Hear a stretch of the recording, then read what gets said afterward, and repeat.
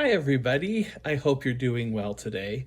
I'm sitting in front of my Christmas tree, obviously. I'm kind of a big person. We don't take it down till 12th night.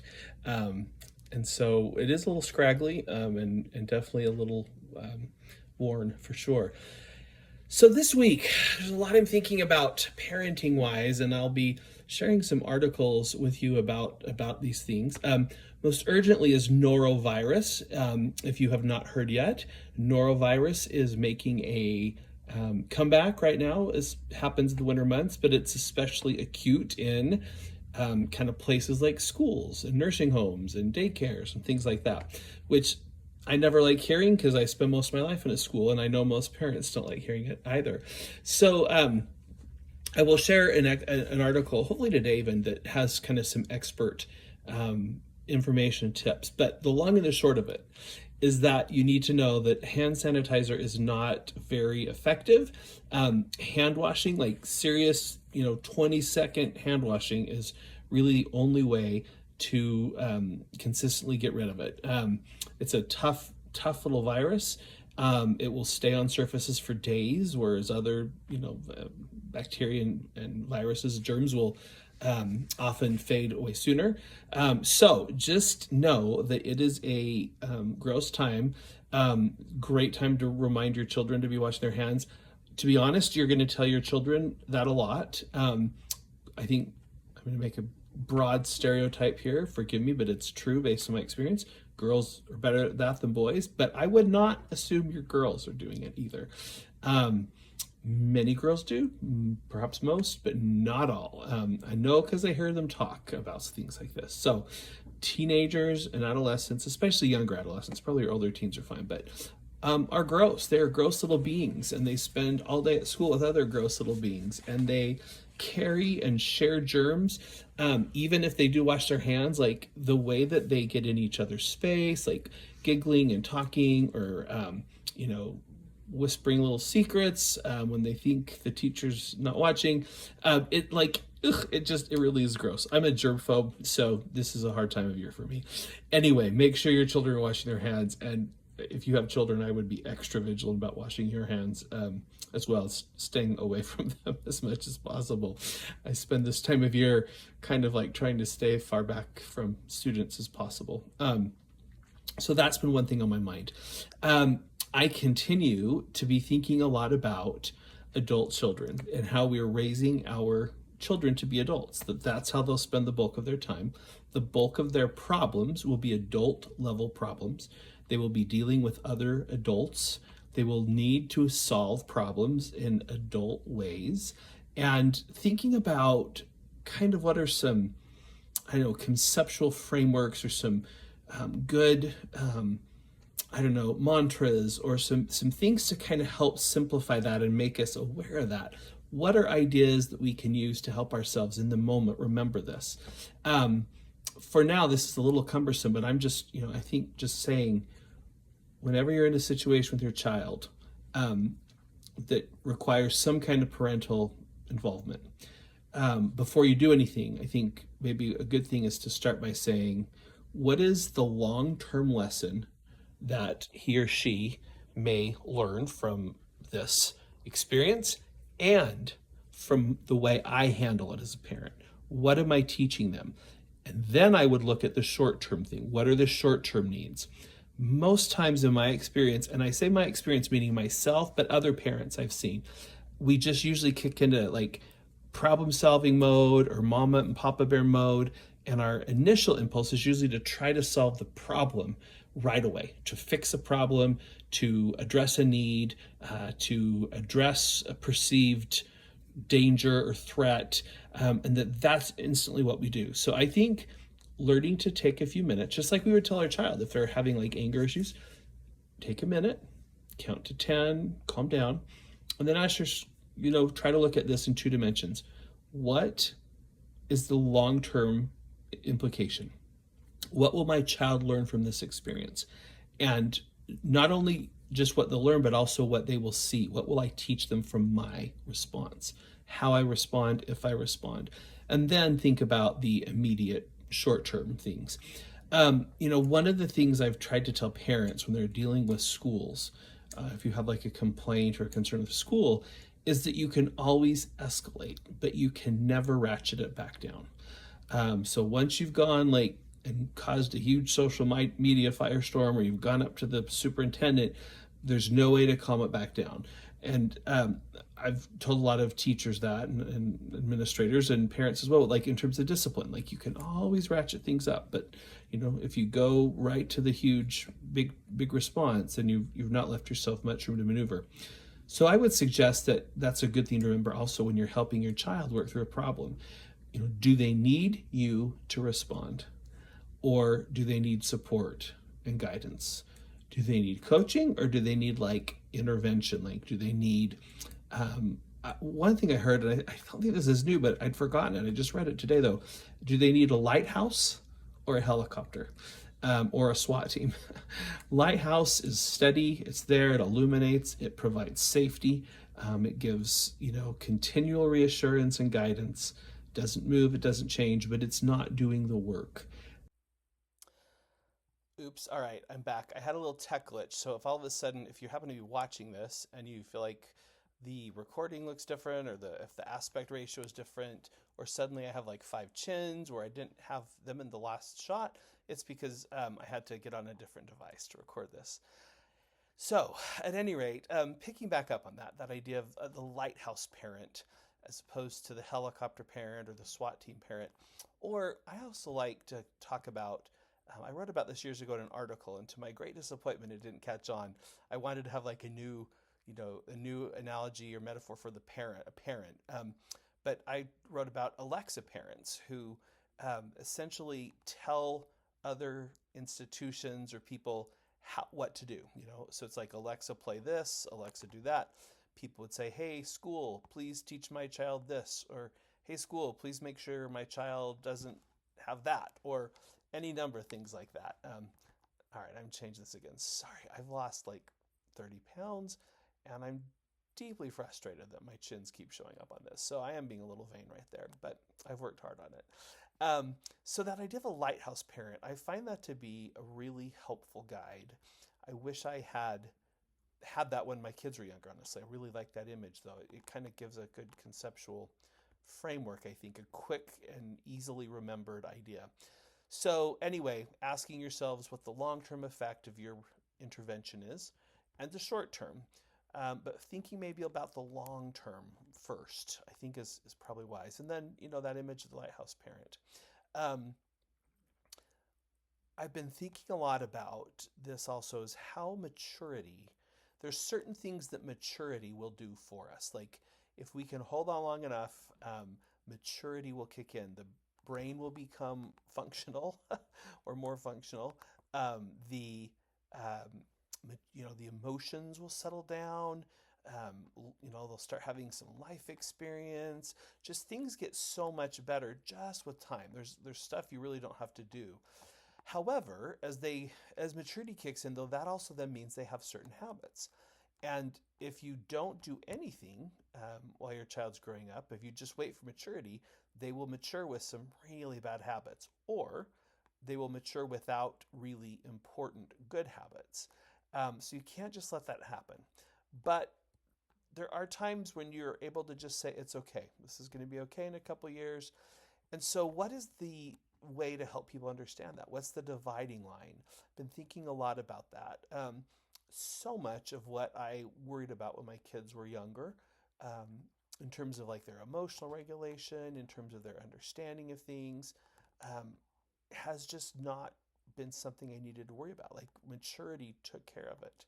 I have one child who was very, very angry as a little child, very aggressive and quite explosive. And we worried, honestly, my wife and I worried all the time that, someday we'd get a call from the school and like he'd, decked a kid or a teacher, even worse, or something like that. Well, that child never did that, ever. And that child became one of the most gentle, affectionate, big-hearted parents and spouses I've ever seen. Not just is a solid parent and spouse, but is a actively good one. And I know that because I know that from hearing that from the spouse in question. Um, this is one of the children who will probably take care of us when we get old, and actually, I'm okay with that given the big heart. There's just so much I worried about that I didn't need to worry about. At the same time, you hear about people and a little problem as a teenager grew into a big problem as an adult. So how do you suss that out? How do you find and explore what the balance is there? I don't know the answer. I'm going to be thinking about that a lot, though, more kind of in this new year. One initial thought I have, though, is that um, if it's a matter of something that happens to everyone, you probably don't need to worry about it. So everyone's brain kind of goes offline. Incidentally, if you have not seen Inside Out 2, I would highly recommend it. It's a good movie, I thought, but even if you hate the movie, it is such a really good, um, quick and easy insight primer into what happens to the brain during puberty. And it is really, really useful. Like I've thought about this and written about this for years now. And there was stuff I was like, oh my gosh, that's the best way to explain it. My friend who's a school counselor had the same reaction too. So anyway, I would just, as a little counterpoint, or sorry, not counterpoint, as a little tangent there, a little side trip down from what I'm talking about. I would recommend that movie a lot, whether or not your kid wants to watch it, whether or not you think it's fun and entertaining. I'd really just watch it if nothing else as like continuing ed for parents. Um, at any rate, so if something is something that everyone goes through, like lack of emotional regulation, um, bad judgment, bad decision making skills, um, you know, heightened sensitivity, heightened conflict with parents and peers and things like that. I don't think that's the stuff you need to worry about so much, okay? If your child sleeps for 30 hours a day, if your child is communicating in grunts and monosyllabic growls, or if your child is like crying all the time and you're not even sure why, or if you do know why and it just seems a little disproportionate, like their response seems disproportionate. If they're, you know, fighting with siblings, if they're not interested in, doing family things together. I mean, they might still, like not every teen goes through that, but many do. Um, if they've outgrown, if things they used to like and do they now think are dumb or babyish or whatever the word is, that a lot of times is pretty normal teen stuff, and that will resolve itself with time. Um, but when it comes to their choices and things that involve their choices, that I think is what we need to watch out carefully for. So, for example, you're emotional, you're moody, yes, you're a teen. If you lash out at your mother because she, had the temerity to ask you to take out the trash or even just ask you how your day was, that is not okay. That is a response. Now, I'm not saying you yell at them and punish them, but that can't go unchallenged. That has to be addressed. And insert whomever, whatever other person, father, child, siblings, teacher, whomever. You don't like, you want to be on your phone all the time, totally normal. But you have to put it down for some family time and when you go to bed, and when you're doing homework, stuff like that. Um, you don't want to work anymore. You want to kind of just lay around all the time. Yep, that's teen. Actually, so would I. Love that. But you don't get to. You have to do your chores. And your chores are what we do as a family. And this is the assumption we make. And because I'm paying for your life and your insurance if you drive and your Wi-Fi and your phone, this is what we do. You have to do this as a member of the family. You don't have to like it, but you have to do it. I hope that makes sense. I'm still trying to kind of suss this out a little bit more, but we can't let their feelings determine their choices. And they have to understand that their feelings don't get to determine their choices. We need them to not in a harsh way, but they need to understand that their feelings really don't matter. And it matters in the sense that they're feeling it and we love them. We want them to not be unhappy, but you don't get to decide to, drop out of the family just because you don't feel like helping. You don't get to not do your schoolwork just because you don't feel like it, right? You don't get to, in other words, and we need to not just say that, we need to respond when they come up with things. So, for example, if I'm trying to think of examples. Now, I also think we need to be careful. I don't think we should be just like, yep, this is the way it's going to be. And as long as you live in my house, this is how it's going to be. Sometimes that is necessary. But I think it's not as necessary as often as we might think. I believe in talking, like, and it's a pain. Like, you have to talk and talk and talk and talk. But I really believe in sitting down and saying, hey, here's a problem, and we got to fix this. So I can fix it on my own by imposing all sorts of rules or this or that, taking away your privileges, but I'd like to address it together. Now, be warned, that will not work one time or 10 times or 5 times. It's a process. I've come to think of parenting as simply a very long, extended conversation. You start out having you have a conversation with a very immature person, and then as the conversation continues, it ends with a very mature person. But the fact is that it doesn't end because that conversation just keeps going. And here's the thing to remember is the conversations you have during their teen and adolescence will grow with them, but they won't change materially. So if your approach to your child has been either just really harsh and hard, and suddenly you think you're going to have a really great relationship, as adults, you're probably not accurate. Likewise, if your conversation has been overly, overly attentive or way too lax, if you have not pushed your child a little, if you haven't helped them understand that their feelings don't get to determine how they act always, like then the conversation will not be good either. The trick is to try to find kind of that sweet spot. However, the fact that it is an ongoing conversation means you can always change.